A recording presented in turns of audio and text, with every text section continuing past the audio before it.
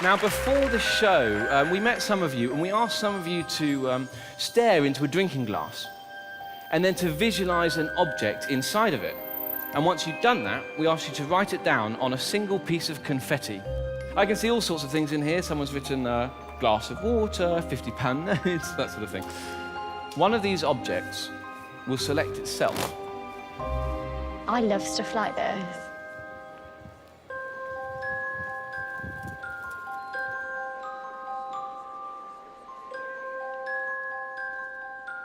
Simon, would you read out what's written on that piece of confetti? What object is that? It's something I don't like. Okay. An egg. An egg? An egg, it is a reminder that everything in our life starts as something smaller. It is fragile, it's perfect. And so all I have to do is visualize that piece of confetti getting heavier. And if you listen, you may be able to hear it.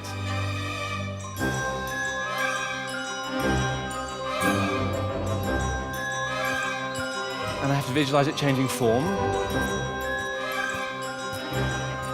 Growing. What?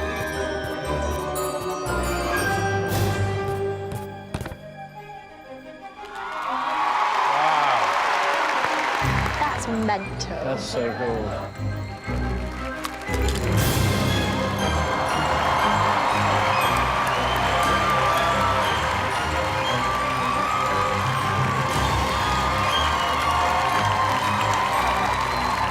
That was amazing. Thank you all so much. Now, for this next piece, I will need somebody from the audience. I will take this paper aeroplane, I will throw it out into the audience, one of you will catch it. Coming out over there. See, it soars gracefully. I'm going to get you to unfold that piece of paper for me, where you'll find it's not any old piece of paper. What it is it's a seating plan of this very theatre. Take that piece of paper for me, hold it behind your back. Then I'm going to give you this pen. I'm going to make you take this pen and make a dot or a mark somewhere on the page behind your back so that you don't know where you're going. Do that for me now, just a little dot. Have you done that? Okay, great. Will you have a look? Where did you put your little mark on the paper? The seat number is L34. Okay, L34. L34. Is this 34? Hello. What's your name? My name's Annika. Annika. Annika, I think you'll be absolutely perfect for this. Are you okay to help me? Okay. Would everybody here give Annika a huge round of applause as she comes on stage?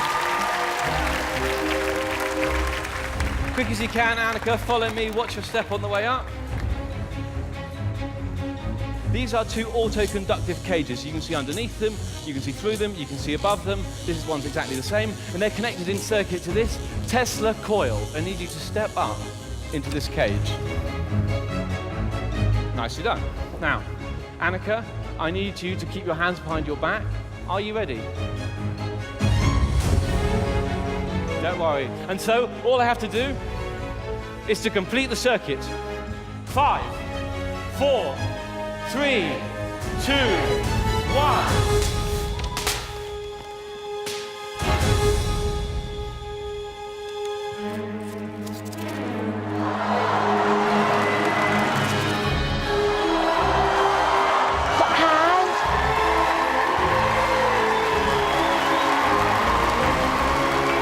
Annika, everyone, thank you so much. Thank you for helping me.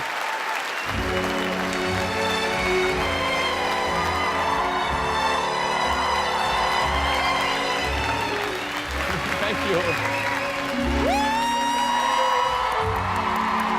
Put a spell on you.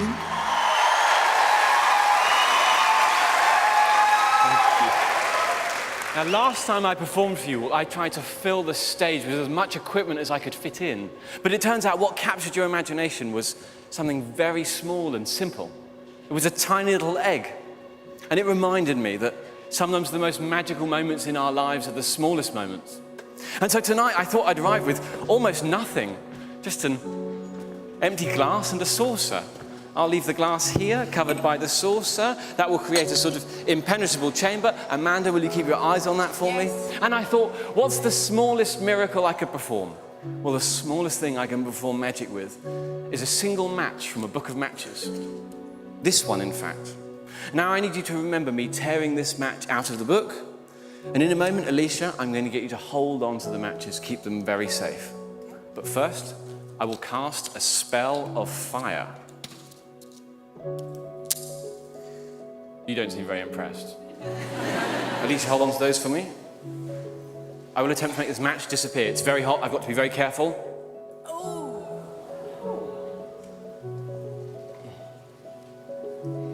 Gone. Don't try this at home. But wait. Did you feel anything? No. I hope you felt something. I just blew at your hand. But something else happened. That match managed to travel through the air and reappear somewhere I could never have gotten to. In your hand. Have a look. Because inside the matchbook where it originally began is that match. Show them. Wow.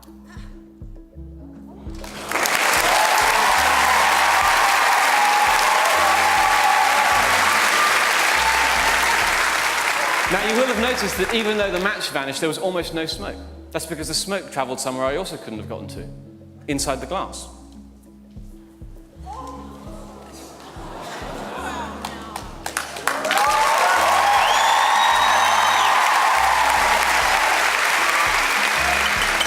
Alicia, keep hold of those matches for me, keep them tightly held in your fist. Simon, I need you to choose a card for me.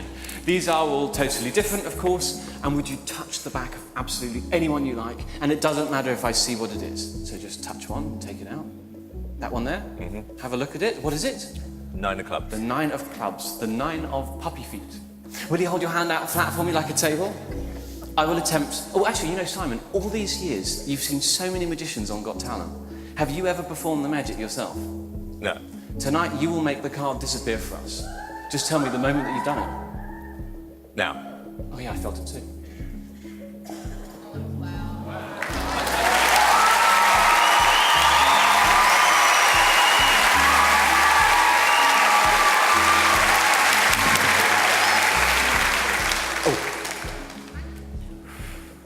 Alicia, did you feel anything? I did that time. You did? Good. That card managed to travel through the air and reappear somewhere totally impossible. So, Alicia, the end of my routine is entirely in your hands. Are you serious? Oh, just the matches. Open them up. The card isn't in the book. It is the matchbook.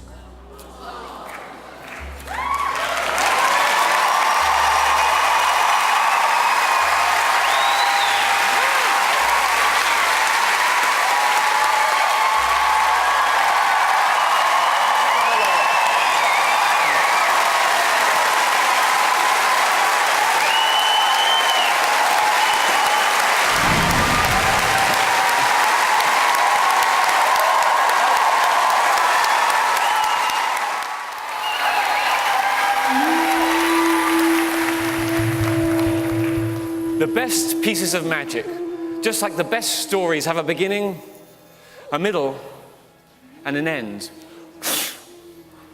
And seeing as we're at the end of my Britain's Got Talent journey, I thought I would tell you about my beginnings in magic.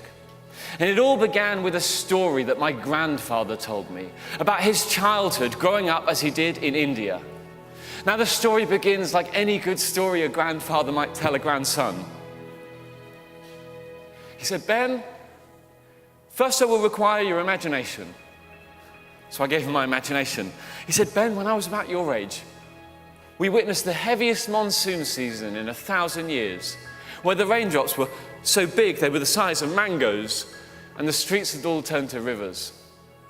One day, when I was sheltering beneath a canopy, I met a traveling magician, and he did something truly impossible. Something so impossible you will hardly believe me when I tell you, because I can hardly believe it myself. He had a fan of playing cards, and he waved his hand in front of the cards, and the cards appeared to shrink. Now, I can't tell you now exactly whether the cards shrank, or whether maybe his hands just grew, but they did appear to be smaller. And he waves his hands again, and now they're just the size of rose petals. And he waves his hands again, and now they're just the size of blossom. And one at a time, the hair stands up on the back of my neck. He waves his hands again, and now they're just the size of grains of rice, and then sand, and then just dust, and then atoms that he sprinkles into the rising floodwater. And before I get a chance to look back, he has disappeared off into the rain. Now, this story had such a huge impact on a young me getting into magic. I was so taken by it because it was so vivid in my imagination. Now, in order for me to share that with you, you'd have thought I'd need big Hollywood special effects. But it turns out all I will require are your imaginations.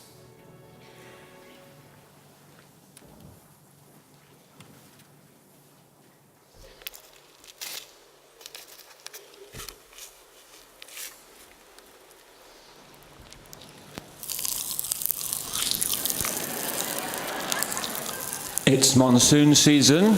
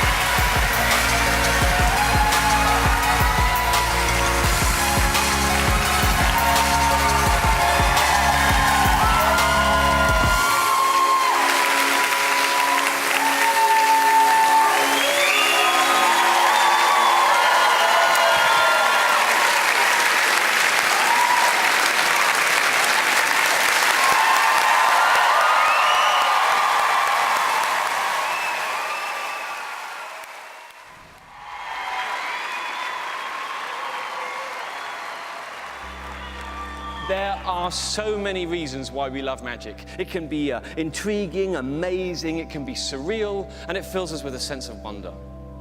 But I think the most powerful thing about magic is that we know deep down in our souls that it's really a metaphor for life.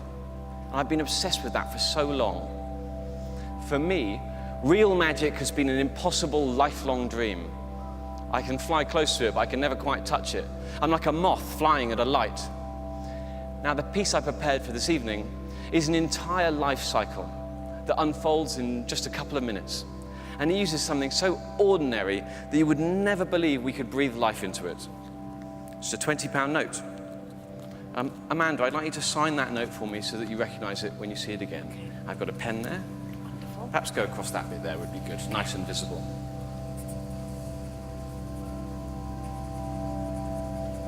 Thank you. I'm now going to attempt to breathe life into this £20 note.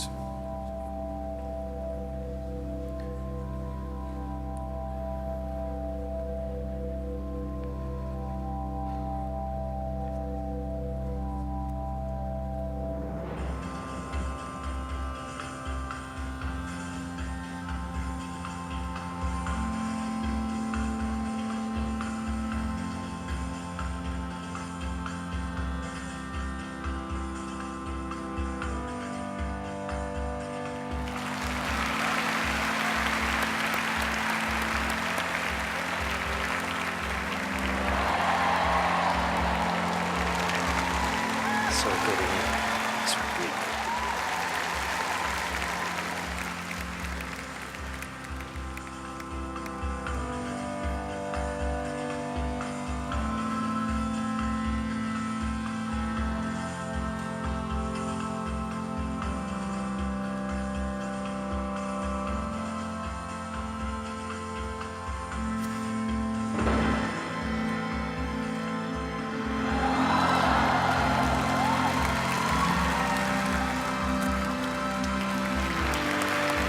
Please don't take your eyes off this note. I will attempt to make it completely disappear.